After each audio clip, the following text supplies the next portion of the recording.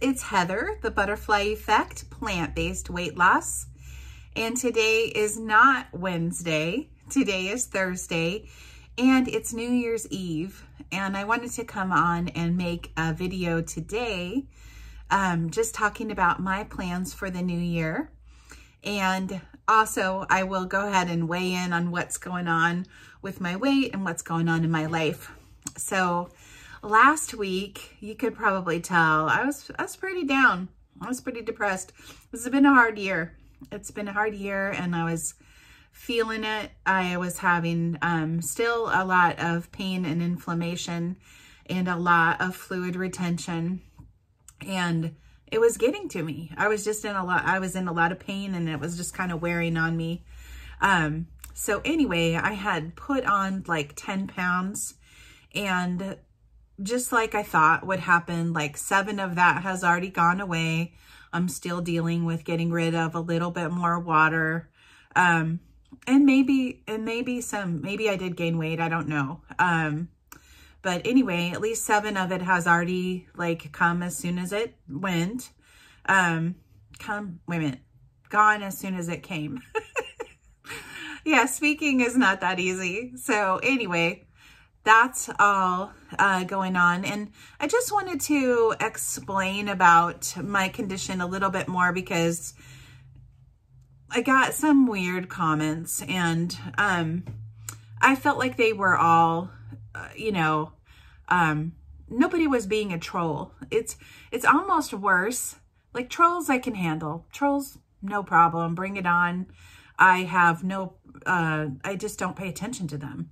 I just think, why would I pay attention to the opinion of somebody who likes to make people feel bad on the internet? Like, I would not like that person in real life, or I wouldn't take their opinion in real life. So why would I take that in a comment, take that personally? So true trolls, I don't have a problem with. Sometimes people think that they know you better than you know yourself, though, or it's coming from a place of caring, but they just get it wildly wrong. I don't know how else to explain it. And that can be hard, because it can it's basically, I like to think of it as when someone thinks they know you more than you know yourself. So, or they think they're operating with more information than they really have. So I just wanted to talk a little bit. I don't usually talk about my lung condition, but I'm just going to explain a little bit, because it does relate to my weight going up and down. So the tumors in my lungs, I have a condition called DIPNEC, which is diffuse idiopathic neuroendocrine cellular hyperplasia. And it can either be a precancerous condition, or it can be cancer, depending on if it's, where it is in the cycle. And so mine is just barely cancer. It's classified as like a 1A. So it hasn't metastasized, hasn't grown, but it's 9, well, at one point it was 9 small tumors across 3 lobes of my lungs, with the biggest one was 1.4 centimeters. And I was able to shrink them, but I still have some of them, and they still cause me problems. So the tumors that are in my lungs are called neuroendocrine tumors, or NETs. And if you want to look this up, there's something called Carcinoid Syndrome, because they're carcinoid. They're carcinoid tumors.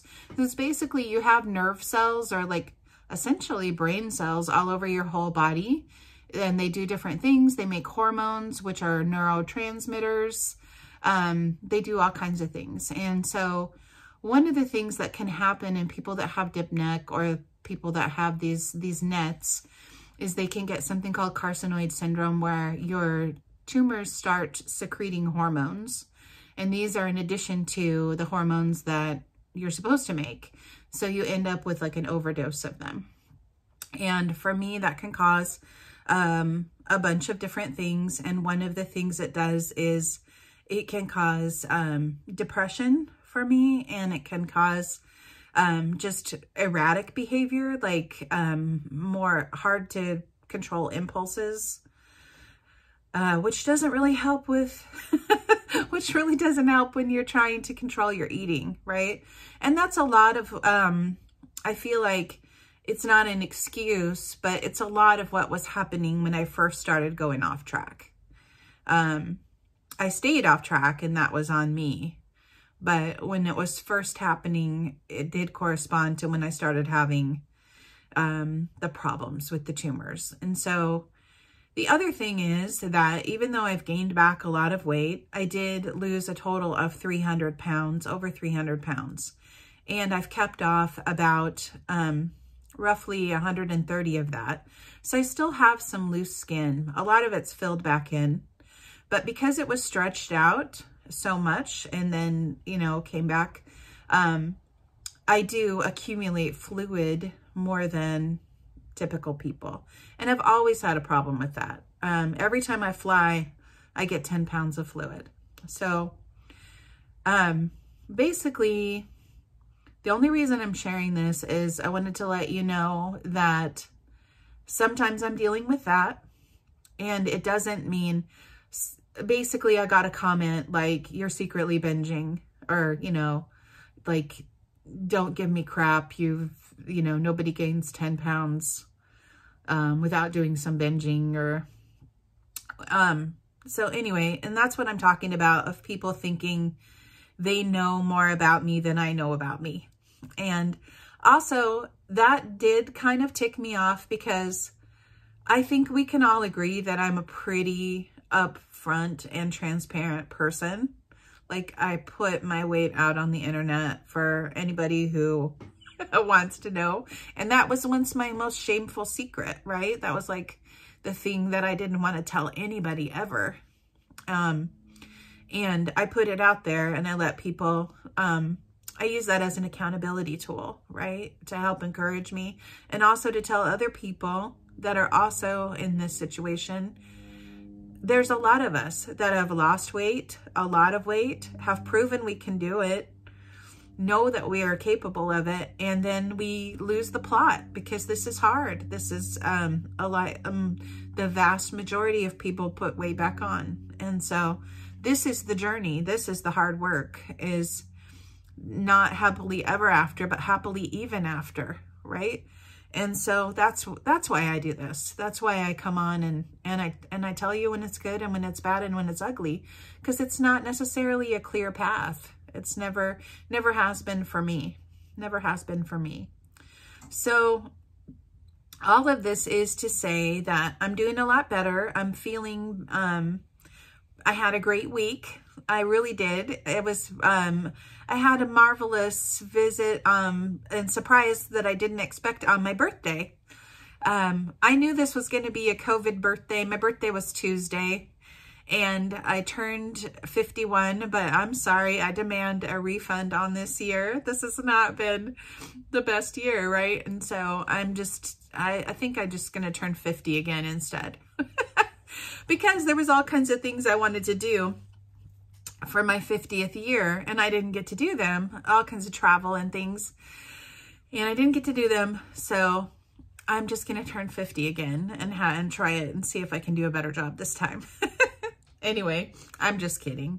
I have no problem with getting older, as long as I get older and I'm healthier than I was when I was younger, right? Age is just a number if you're doing everything you can to take care of your body properly. So, my surprise on my birthday, I was just expecting a ho-hum COVID birthday. I was the only one home. And, my best friend in the world, surprised me by coming over and bringing me flowers and bringing me presents. And she's just a lovable and adorable person. And we socially distanced. We were outside. We wore masks. So everything was safe, but what a nice surprise. Just made my whole day. And then I'm so cheesy, but I love all those messages that I get on Facebook and people saying happy birthday. It just makes me feel really special. And I just love it. It was a great day. It was a quiet day. My daughter had given me a gift card for Veggie Grill, so I got like the healthiest thing I could at Veggie Grill. was salad, and it had like a lot of avocado on it, but it was like kale and quinoa and stuff. And I know it probably had oil. I'm sure it did, but I did my best. So, and it was one meal. It was my birthday. So I ended up having a really nice birthday, and I'm really excited for the new year. I'm a girl who really likes a fresh start. I really like that.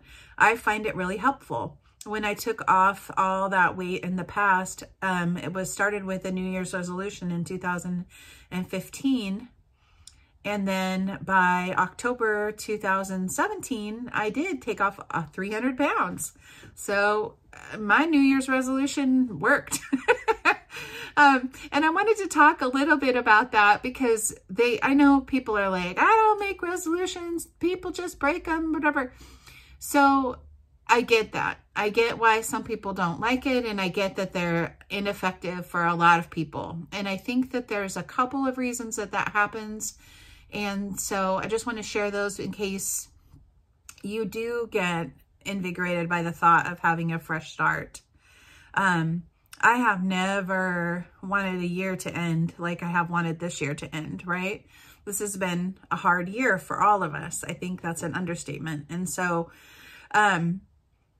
what I think people do wrong is that they say, I'm going to be perfect. And so I have never been perfect, and neither have you, and we never will be, right? It's great to have goals, but it's also great to have a plan for if things go wrong. So I think that it's a great idea to try to be perfect in your food and try to have absolutes about what you will eat and what you won't eat. I definitely believe in that. I'm definitely vegan and no sofas, no sugar, no oil, no flour, no alcohol. Keep my salt very, very low, especially since fluid is a problem for me. I realize I've been fighting the salt thing, and I need to just give up. I just can't have salt. I just shouldn't have salt.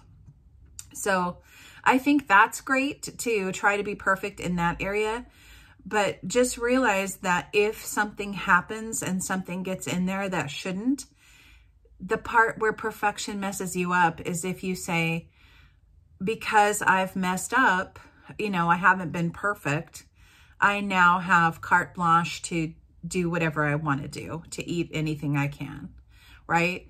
I also think that that idea that I'm going to be perfect on some future date also leads to the last meal effect, right? Like, this is my last meal and I have to have whatever I want because I'm never going to have it ever again, right?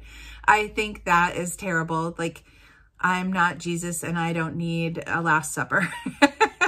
So, yeah, that can lead to you feeling really terrible and being really unmotivated. If you eat a bunch of junk today, then you're not going to want to get up and walk a mile tomorrow. You're going to feel awful, and if you drink a lot of alcohol, you're going to feel even worse. And so just realizing that we're not perfect, and that if you do eat off plan, like, try to be perfect with your food.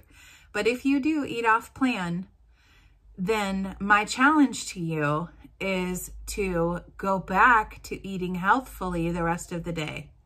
Have you ever taken that challenge? Have you ever done that even once? Until this year, I had not done that even once. I'll be honest with you. If I would mess up, I would just consider it like a free day. And so all my effort went into not messing up because I knew it would be a disaster. And this year there were times when I had like one thing or two things that I shouldn't have. And then I went and ate, like a half of a sweet potato and a bunch of broccoli for dinner. Right back on track. And that to me was a giant miracle. So I think that's the first thing. And then the second thing I think is that people try to change too many things at once. And there's a lot of research that shows that if you're going to try to drastically change your eating, that's the only thing you should change. Like if you already have a well-established movement program, like you're already a walker, you're already a runner, you're already some kind of athlete, you already do Zumba, you already do kickboxing, whatever you do. I don't know what you do. You already love to dance after dinner or take a walk with the family. That's great. Keep doing that. That's wonderful. That can only benefit you. But this is not like if you're going to pick one to start with the food. And then after you have the food well established, you can start building on the exercise. But you need all your willpower to stick with the food. And the food is more important. Diet is king. Sleep is queen. And exercise is the prince or the princess, right? So get them in order. So I think people try to do too much, and it's all about deprivation, right? So it's like, I'm never going to eat anything sweet again. I'm never going to have alcohol anymore. I'm going to keep my house completely clean all the time. I'm not going to spend any extra money. You know, I'm going to dial in my finances. I'm going to be, well, what you're saying is I'm not going to give my brain any dopamine anywhere. So just concentrate on one thing and do your best on the other stuff. But you can only do so much. The other thing I would say is make process goals instead of make habits. Concentrate on making habits instead of outcomes. So instead of saying I'm going to lose 10 pounds in January, say I'm going to eat this way, I'm going to do this much movement, you know, I'm going to get this much sleep. Those are things you can control. You can't necessarily control the outcome. You could do all the things perfectly and still not lose 10 pounds in January, right?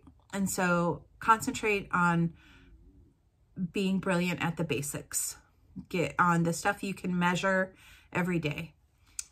The last thing I would say is that what you really need to focus on if you're going to make any kind of changes and make them stick is your support, right? And so you can think about what that looks like for you. One thing that can support you that I've already talked about a million times, so go back and watch those videos if you want to, is like meditation and a gratitude practice. Both are shown to increase your willpower, increase your cognitive abilities, your ability to focus, your resiliency, your happiness, all kinds of benefits, tons and tons of white papers, tons of evidence that this stuff actually works. And then I would say that you need to get dialed in with a lot of support, especially if you're doing well. Get dialed in with that support now so that if you struggle, you can call on that support later. So, you know, join a Facebook group or several, watch lots of our wonderful plant-based doctors, watch, you know, Chef AJ has interviews every single day with amazing people.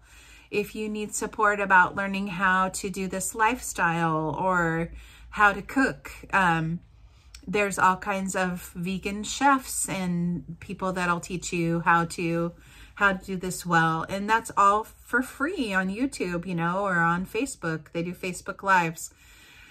Get yourself an accountability partner. I have a couple of them and their support is absolutely crucial. I have 3 different ones and they all give me something different.